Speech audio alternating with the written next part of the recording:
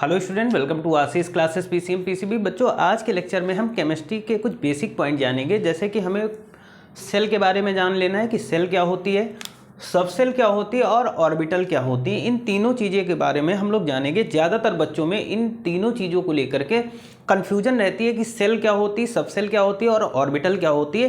तो इस लेक्चर में हम इन सभी चीज़ों के बारे में बहुत ही अच्छे तरीके से डिस्कस करेंगे कि सेल, सब सेल और ऑर्बिटल होती क्या है। तो लेक्चर को पूरा जरूर देखिएगा और आज के बाद गारंटेड आप ना ही तो सेल के बारे में कोई भी कन्फ्यूजन रहेगा, ना सब सेल में कोई कन्फ्यूजन रहेगा, ना ऑर्बिटल के बारे में कोई कन्फ्यूजन रहेगा। सारे कन्फ्यूजन आज से आपके खत्म होने वाले हैं। तो बच्चों, अगर हम बात करते हैं कि यहाँ पर अगर हम बात करते हैं, सबसे पहले सेल की बात करते हैं, ठीक है। ये सेल की बात कर लेते हैं। तो बच्चों, अगर हम किसी भी एटम की बात करते हैं तो किसी भी एटम में ये स्ट्रक्चर सेल होती क्या है, तो यहाँ पर हम बात करेंगे सेल की। तो जैसा कि यहाँ पर ये जो स्ट्रक्चर आपको दिख रहा है, इसमें ये क्या है, ये बच्चों एक न्यूक्लियस है और यहाँ पर ये क्या है, ये फर्स्ट एनर्जी लेवल है, ठीक है। तो यहाँ पर फर्स्ट एनर्जी मतलब ये N1 हो जाएगा, ये सेकंड है ना, सेकंड एनर्जी लेवल होगा इलेक्ट्रॉन का, तो N=2। ये क्या हो जाएगा, ये थर्ड एनर्जी लेवल हो जाएगा इलेक्ट्रॉन का, तो N=3 और ये 4 हो जाएगा, तो N=4, ठीक है। यहाँ पर समझ गए, ठीक है। N=1, ठीक है, यानी जब N=1 होगा तो वो हमारी कौन सी सेल होगी, तो ये होगी हमारी K सेल, ठीक है। ये क्या हो जाएगी, K सेल होगा। N=2 है तो वो हमारी सेल कौन सी हो जाएगी बच्चों, ये हमारी L हो जाएगी, ठीक है। उसके बाद में देखिएगा यहाँ पर हमारा क्या हो जाएगा, अगर यहाँ पर N=3 आ रहा तो ये हमारी कौन सी सेल हो रही है, तो ये हो रही है M सेल।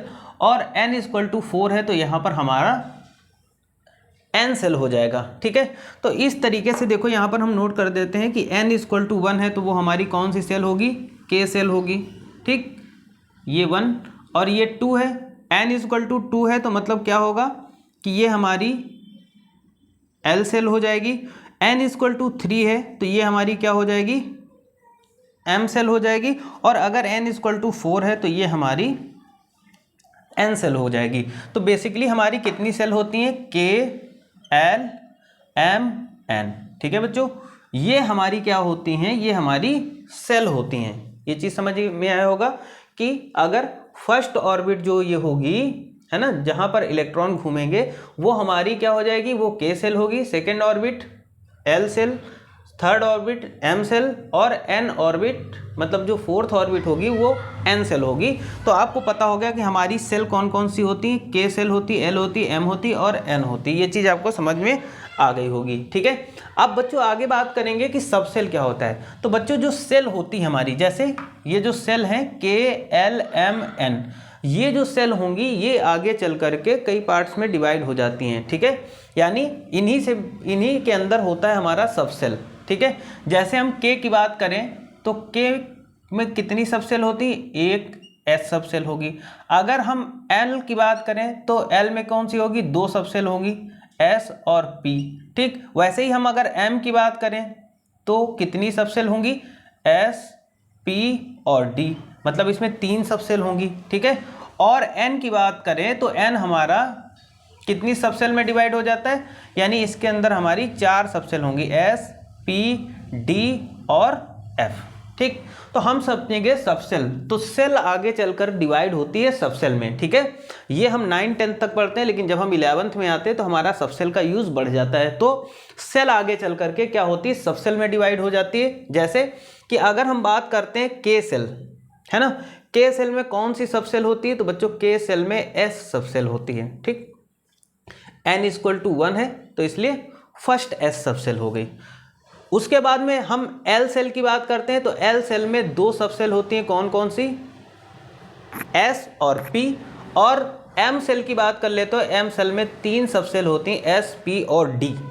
उधर ही हम बात करते हैं N सेल की, तो N सेल में कितनी सब सेल होती हैं बच्चों, तो यहाँ पर होती हैं 4, S, P, D, F, ठीक। देखो अब N=1 मतलब K सेल, N=1 यानी K सेल, और K सेल मतलब फर्स्ट सेल है इसलिए फर्स्ट S, ठीक है। वैसे ही हम बात करेंगे N=2, तो देखो यहाँ पर दूसरी ऑर्बिट थी, N=2 का मतलब होगा कौन सी सेल होगी, L सेल होगी। और एल सेल में कितनी सब सेल होती हैं, तो यहाँ पर दो होती हैं, तो n इक्वल टू 2 है, इसलिए 2s और 2p ये 2 सब सेल हैं, है ना।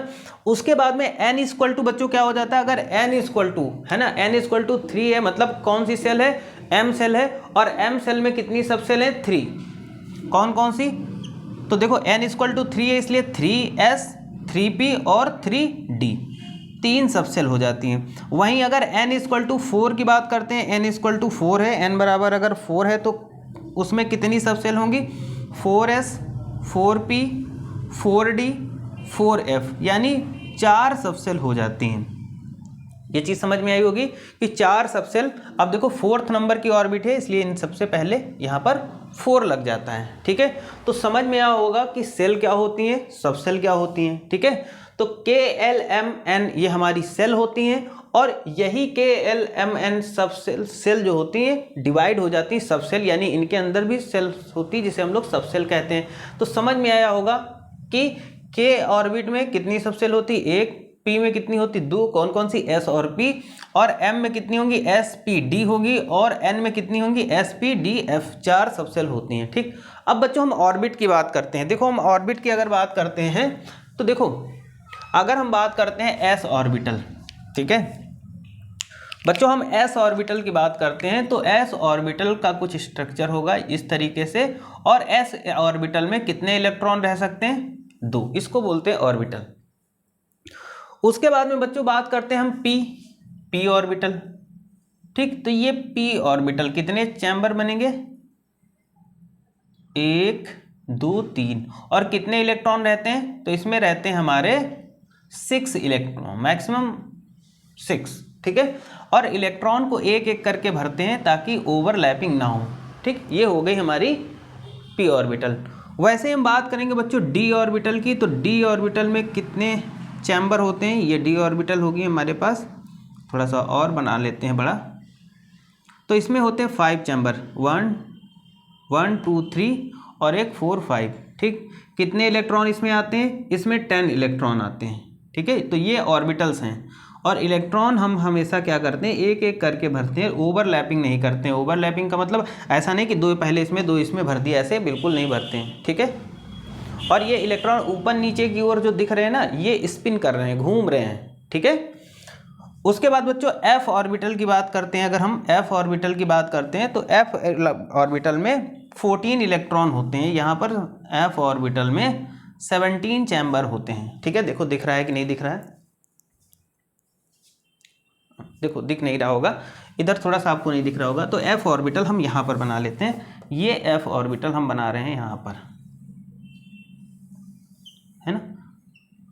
1 2 3 4 5 6 7, ठीक है। कितने इलेक्ट्रॉन भरे जा सकते हैं, तो 14, पहले 1 1 भरेंगे, ठीक है,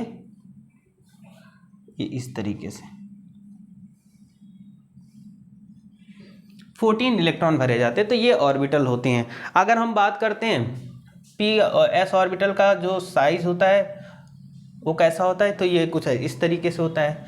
P ऑर्बिटल की बात करते हैं तो ये लाइक डम्बुल की तरीके से होता है। D की बात करते हैं तो ये द्विडम्बुलाकार होता है, कुछ इस तरीके से होता है, ये इनका शेप होता है, ठीक है।